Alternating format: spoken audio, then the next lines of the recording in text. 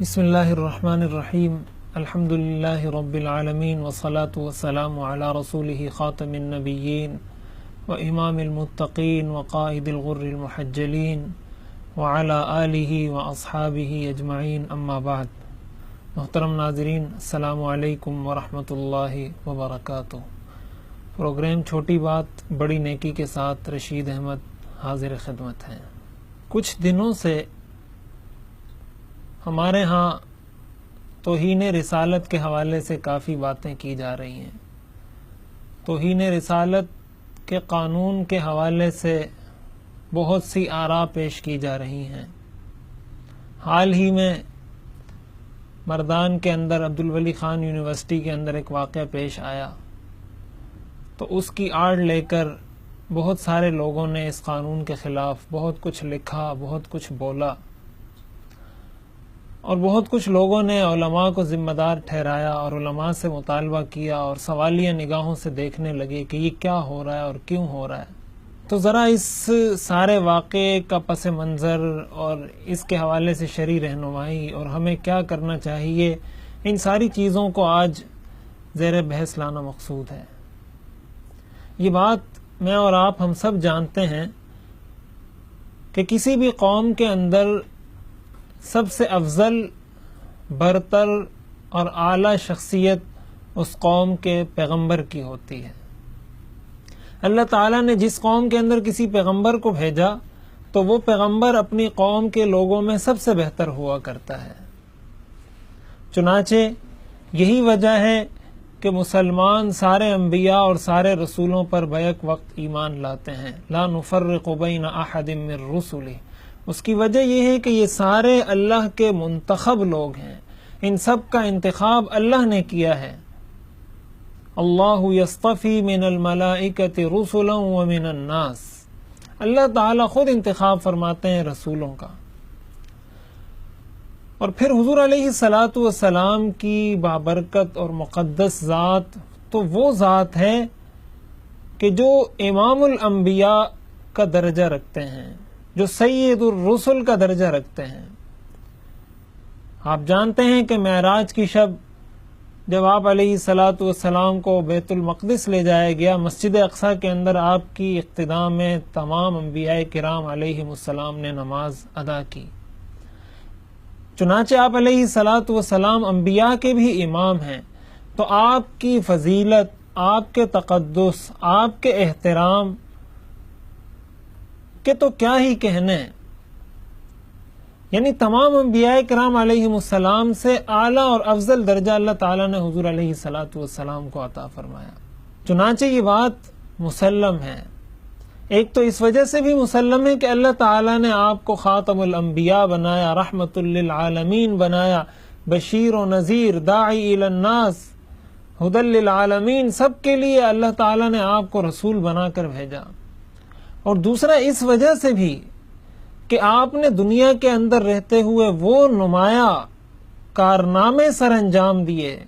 بہت قلیل عرصے کے اندر آپ نے دنیا کے اندر ایسا سنہرا اور ایسا بہترین انقلاب برپا کیا جس نے ساری دنیا کے حالات بدل کر رکھ دیے، لوگوں کے مزاجوں کو بدل کر رکھ دیا، معاشرت، کلچر، ثقافت تبدیل کر دی، لوگوں کی زندگیاں بدل ڈالیں. آپ نے ساری دنیا پر اثر انداز ہو کر دنیا کے مذہب کو تبدیل کیا، دنیا کو ایک نئی سوچ، نئی فکر دی. ایک میدان نہیں، صرف مذہب نہیں، اسلامیات نہیں کہ ہم یہ کہیں کہ نماز، روزہ، حج، زکوٰۃ کے بارے میں ہمیں تعلیمات دی. آپ سماجیات کا باب اٹھا کر دیکھ لیجئے، آپ معاشرت کا باب اٹھا کر دیکھ لیجئے، آپ اخلاقیات کو لے لیجئے، آپ کاروبار کو لے لیجئے، آپ عقائد کو لے لیجئے، زندگی کے کسی شعبے کو لے لیجئے، گھریلو زندگی کو لے لیں، باہر کی زندگی کو لے لیں، مارکیٹ کی زندگی کو لے لیں، مسجد کی زندگی کو لے لیں. زندگی کے جس شعبے میں آپ بات کریں گے اس شعبے کے اندر حضور علیہ الصلاۃ والسلام کی تعلیمات ہمیں ملیں گی. تو آپ نے بہت ساری حیثیات سے دنیا کو کام کر کے دکھایا.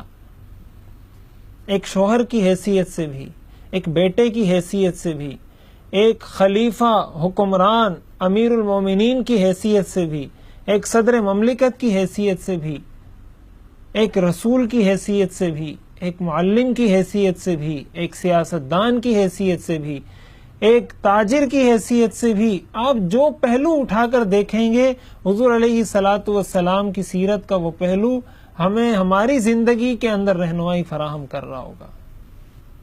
تیسری بات کہ پھر حضور علیہ الصلاۃ والسلام کو ایک تو اللہ تعالی نے سید الرسل، امام الانبیاء، خاتم النبیین بنایا، دوسرے نمبر پر آپ نے دنیا کو ایک نظام دیا، ایک تہذیب دی، ایک کلچر دیا، اور تیسری بات یہ ہے کہ اس وقت دنیا کے اندر 1.5 ارب کے قریب لوگ حضور صلی اللہ علیہ وسلم کو اپنا مقتدی، پیشوا اور امام مانتے ہیں، جو حضور پر ایمان لائے ہیں، حضور کی اتباع کرتے ہیں، آپ کی اتباع کو اپنی دنیاوی اور اخروی نجات کی ضمانت سمجھتے ہیں۔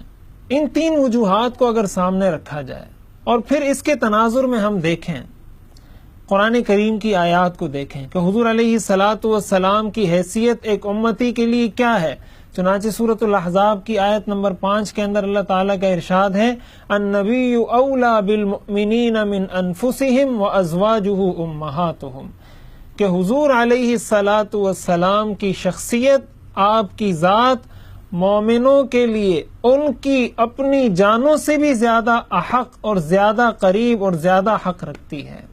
یعنی ایک مومن کا اپنی جان کے لیے اتنا حق نہیں ہے، اس کی جان کا اس پر اتنا حق نہیں ہے جتنا حق حضور علیہ الصلاۃ والسلام کا ایک مومن پر ہے۔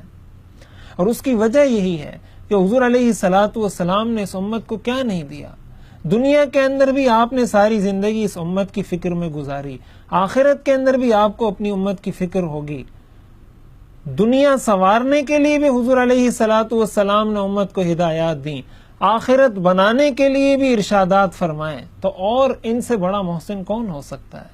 چنانچہ سورۃ النساء کی آیت کے اندر اللہ تعالیٰ نے ارشاد فرمایا واضح انداز میں، فلا وربک لا یؤمنون حتی یحکموک فیما شجر بینہم ثم لا یجدوا فی انفسہم حرجا مما قضیت ویسلموا تسلیما۔ تیرے رب کی قسم یہ مومن نہیں ہو سکتے جب تک یہ اپنے ہر معاملے میں آپ کو فیصل نہ مان لیں، جو فیصلہ آپ کریں جب تک اس کے سامنے سر تسلیم خم نہ کریں، تیرے رب کی قسم یہ مسلمان نہیں ہو سکتے۔ دوسری آیت کے اندر اللہ تعالیٰ نے ارشاد فرمایا وَمَا كَانَ لِمُؤْمِنٍ وَلَا مُؤْمِنَةٍ إِذَا قَضَى اللَّهُ وَرَسُولُهُ أَمْرًا أَن يَكُونَ لَهُمُ الْخِيَرَةُ مِنْ أَمْرِهِمْ۔ اللہ اور اس کے رسول نے فیصلہ کر دیا، اب کسی مسلمان کو اس سے انحراف کا اختیار شریعت نہیں دیتی ہے۔ حضور علیہ الصلاۃ والسلام نے ارشاد فرمایا لا یؤمن احدکم حتی اکون احب الیہ من والدہ وولدہ والناس اجمعین، تم میں سے کوئی شخص اس وقت تک مومن نہیں ہو سکتا جب تک میں اس کی نظر میں اس کے والد سے، اس کی اولاد سے اور دنیا کی ہر چیز سے جب تک میں اس کی نظر میں زیادہ محبوب، پسندیدہ اور قریب نہ ہو جاؤں، وہ شخص مومن نہیں ہو سکتا۔ تو آپ مجھے بتائیں کہ جب حضور علیہ الصلاۃ والسلام کا اتنا حق ہے ایک مومن پر، تو ہم اپنی جان بچانے کے لیے کیا کچھ تدبیریں کرتے ہیں؟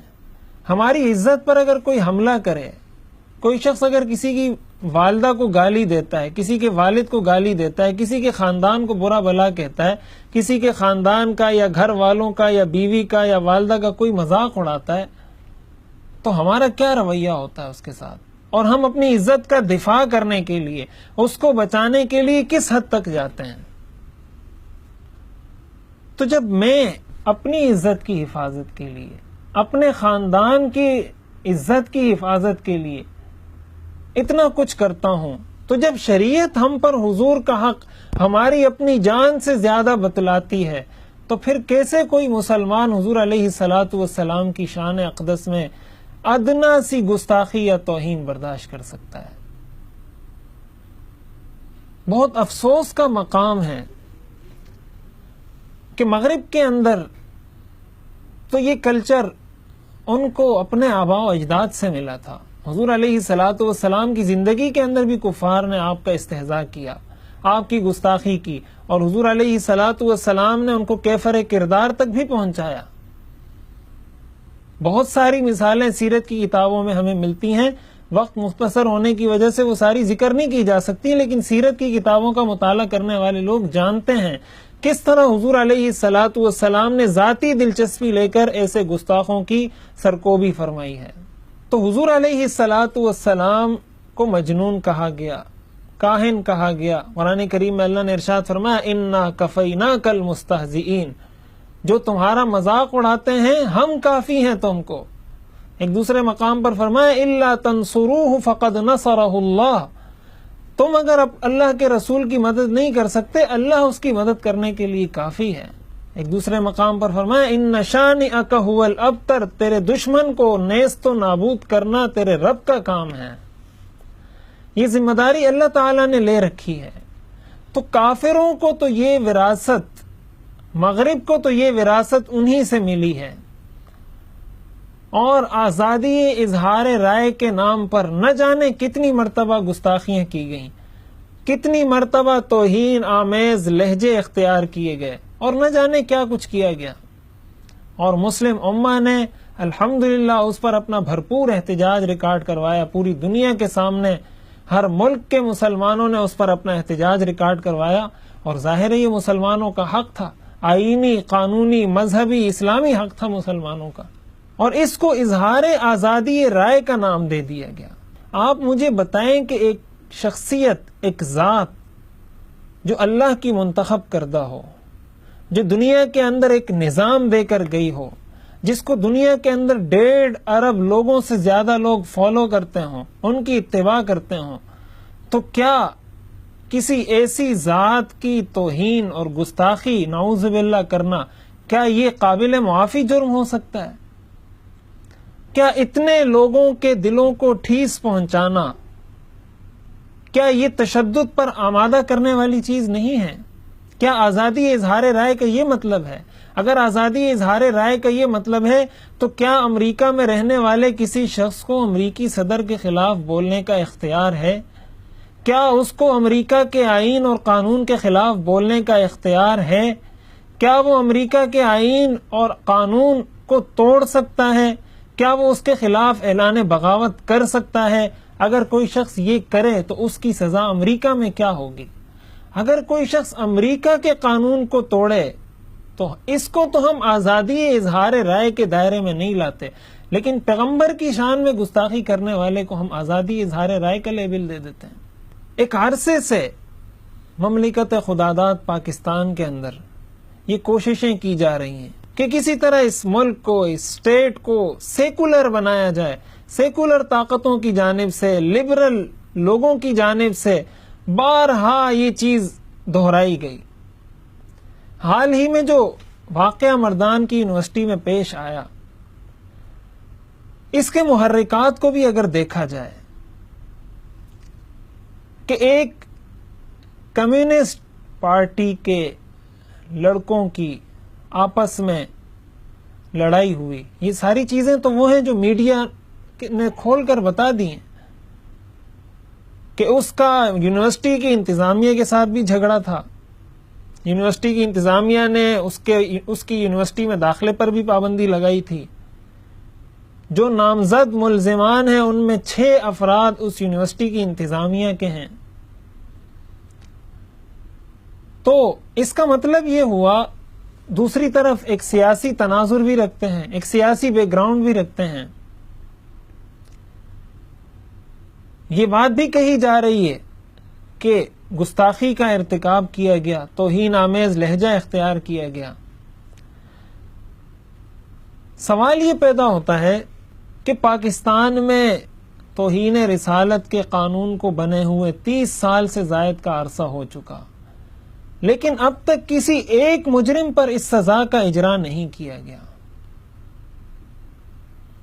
کتنے ایسے مجرموں کو راتوں رات جیلوں سے نکال کر بیرون ملک بھجوا دیا گیا. امریکہ سے لوگ آ کے یہاں قتل کر کے اور راتوں رات چھوٹ کر چلے جاتے ہیں. کتنے ایسے مجرموں کو چھوڑ دیا گیا، لیکن کسی گستاخ کو آج تک سزا نہیں دی گئی. یہ بات طے ہے، اس میں کوئی دو رائے نہیں ہے کہ اس سزا کا نافذ کرنا، اس کا اختیار حکومت وقت کے پاس ہے.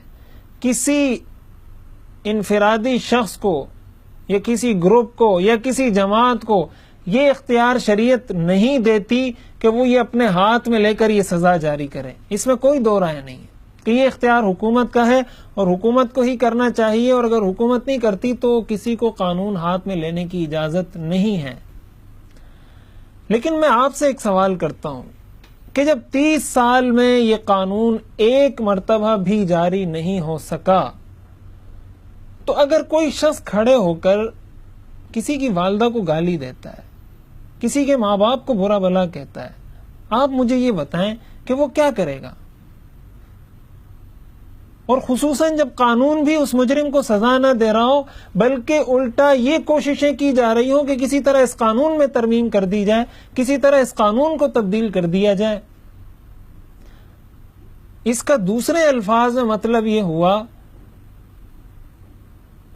کہ جرم اور مجرم کو کوئی سزا نہیں، بلکہ مجرم کو ریلیف دینے کے لیے، اس مجرم کے فائدے کے لیے قانون کو تبدیل کر دیا جائے، یعنی مجرم کو زیادہ سے زیادہ ریلیف ملے. تو یقیناً یہ وہ رویے ہیں کہ جب اس طرح کے معاملات عوام کی نظر میں آتے ہیں، ظاہر ایک مسلمان کے لیے حضور علیہ الصلاۃ والسلام کی شان میں ادنا سی گستاخی بھی ناقابل برداشت ہے. اگر قانون اپنی گرفت کو مضبوط کرے اور ایسے مجرموں کو بروقت پھانسی دی جائے، کوئی سوال پیدا نہیں ہوتا کہ کوئی قانون ہاتھ میں لے. سیکولر لابی کی جانب سے جو یہ کوششیں کی جا رہی ہیں، یہ وہ چیز ہے جو مسلمانوں کے دل و دماغ کو متاثر کرتی ہیں. ایک مسلمان یہ سوچتا ہے کہ اس ملک میں جو اسلام کے نام پر بنا تھا، قائد اعظم نے تو یہ فرمایا تھا کہ اس ملک کا دستور 1400 سال پہلے وجود میں آ چکا ہے. پاکستان اس وقت وجود میں آیا تھا جب بر صغیر میں پہلے ہندو نے اسلام قبول کیا تھا. قائد اعظم نے تو یہ کہا تھا کہ اس ریاست کا دستور ریاست مدینہ کا دستور اور منشور ہوگا. لیکن اسی ریاست کو، اسی ملک کو اس حالت پر پہنچایا گیا کہ اب اس کے اندر ریاست مدینہ کے والی، مدینہ کو دستور اور منشور دینے والی شخصیت کی گستاخی کی جا رہی ہے اور قانون حرکت میں نہیں آتا. ہمارے ہاں بڑے بڑے قاتل چھوٹ جاتے ہیں. اور اصل مسئلہ یہ ہے کہ جب اس طرح کا کوئی واقعہ پیش آتا ہے تو پھر میڈیا کی جانب سے بھی، حکومت کی جانب سے بھی ذمہ دار علماء کو ٹھہرایا جاتا ہے کہ علماء نے لوگوں کی ذہن سازی نہیں کی. پہلی بات تو یہ ہے کہ میڈیا پر مستند علماء کو کتنا موقع دیا جاتا ہے. ہمارے ہاں میڈیا کسی عالم کو اسی وقت بلاتا ہے جب اس کے بغیر کوئی گزارا نہ چل رہا ہو، جب اس کے بغیر کوئی بات نہ بنتی ہو تو اس وقت اس کو بلایا جاتا ہے. ایسا تو بہت کم ہی دیکھا گیا کہ مستند علماء کو عوام کے سامنے دین کی بات پھیلانے کا اور دین کی بات کرنے کا موقع دیا گیا ہو. اور اس کے برعکس وہ کوششیں کی جا رہی ہیں جو لوگوں کو مذہب سے دور لے جانے والی ہیں، جو لوگوں کو دین سے دور لے جانے والی ہیں. اور حیرت کی بات یہ ہے کہ ہماری عوام کا بھی میڈیا پر ایسا یقین ہے، اللہ بچائے اللہ معاف کرے، جیسا انسان کو قرآن پر یقین ہوتا ہے کہ میڈیا سے ہم نے جو بات سنی، ٹی وی کی اسکرین نے ہمیں جو بات بتا دی، اس کو لفظ بلفظ، حرف بحرف، من وعن سچا سمجھتے ہیں. تو ایسے موقع پر میڈیا کی جانب سے یا حکومت کی جانب سے علماء کو ذمہ دار ٹھہرانا کہاں کا انصاف ہے؟ کتنی مرتبہ میڈیا کی جانب سے علماء کو کھل کر بات کرنے کا موقع دیا گیا. ہر جگہ پر مدارس پر الزام لگایا گیا، مدارس کو دہشت گردی کے اڈے قرار دیا گیا، علماء کو دہشت گرد قرار دیا گیا. میڈیا کی جانب سے بار بار یہ کوشش کی گئی کہ عوام اور علماء کے درمیان خلیج پیدا کی جائے، ان کے درمیان فاصلے بڑھائے جائیں، یہ ایک دوسرے سے دور ہوں. تو ایسے موقع پر جب یہ لوگ عوام علماء سے دور ہو جائیں گے اور میڈیا بھی مستند علماء کی بات میں کر رہا ہوں، مستند علماء کو میڈیا موقع نہیں دیتا کہ عوام کی ذہن سازی کرے، اور پھر اس پر مزید ظلم بالائے ظلم، ستم بالائے ستم کے اس طرح کے حادثات اور سانحات بھی پیش آئیں، تو پھر عوام کیا کرے؟ اور اب تو یہ واقعہ کسی مدرسے میں بھی پیش نہیں آیا، کسی جامعہ دینی مدرسے میں بھی پیش نہیں آیا، کسی دینی ادارے یا مسجد میں بھی پیش نہیں آیا، یہ تو ایک کمیونسٹ پارٹی کے لڑکوں کی جانب سے ایک عصری ادارے کے اندر پیش آیا، لیکن الا بلا برگردن ملا ساری بات گھما پھرا کے لا کر پھینکی جاتی ہے علماء پر، اور جب علماء کہتے ہیں کہ ہماری بات سنی جائے، اس قانون کے تقاضوں کو پورا کیا جائے، اس قانون کی گرفت میں جو لوگ آئے ہیں ان کو قرار واقعی سزا دی جائے، تو اس وقت کوئی بات نہیں سنتا، اور جب حادثہ اور سانحہ ہو جاتا ہے اس کے بعد واویلا مچایا جاتا ہے۔ تو اس لیے ہمیں ان سارے اسباب پر غور کرنا ہوگا کہ یہ وہ ساری چیزیں جو قوم کو اس طرف لے کر جاتی ہیں، اگر ان ساری چیزیں، ان اسباب کو جو قوم کو اس طرف لے جانے والی ہیں ہم ختم کر دیں تو کوئی وجہ نہیں کہ کوئی قانون ہاتھ میں لے۔ حضور علیہ الصلوۃ والسلام کا ایک ارشاد، یہ پھر میں دہراتا ہوں، حضور علیہ الصلوۃ والسلام نے فرمایا لا یؤمن احدکم حتی اکون احب الیہ من والدہ وولدہ والناس اجمعین، کہ کوئی شخص اس وقت تک مومن نہیں ہو سکتا جب تک میں اس کی نظر میں اس کے والد، اس کی اولاد اور دنیا کی ہر چیز سے زیادہ محبوب نہ ہو جاؤں۔ تو ہمیں اپنے ان رویوں پر غور کرنا ہوگا، ہمیں اپنے کردار پر اور جس انداز سے ہم لے کر قوم کو چل رہے ہیں اس پر ہمیں غور کرنا ہوگا۔ اللہ تعالیٰ سے دعا ہے کہ اللہ تعالیٰ ہمیں حضور علیہ الصلوۃ والسلام کی سچی محبت نصیب فرمائے۔ وآخر دعوانا ان الحمد للہ رب العالمین۔